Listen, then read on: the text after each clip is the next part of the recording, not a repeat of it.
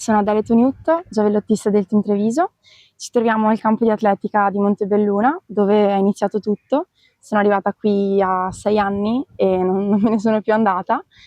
Mi alleno qui tuttora e sto preparando i Giochi del Mediterraneo, che saranno a Taranto tra fine agosto e settembre, ed è arrivata la convocazione per me nella squadra assoluta della nazionale. E che valore ha per te indossare questa maglia?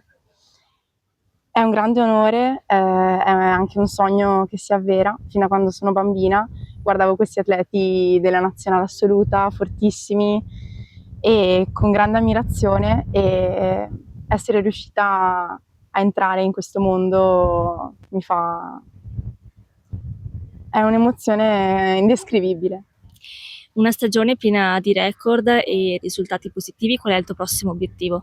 Sicuramente fare una bella gara ai Giochi del Mediterraneo e met- sì, dare il 100% lì.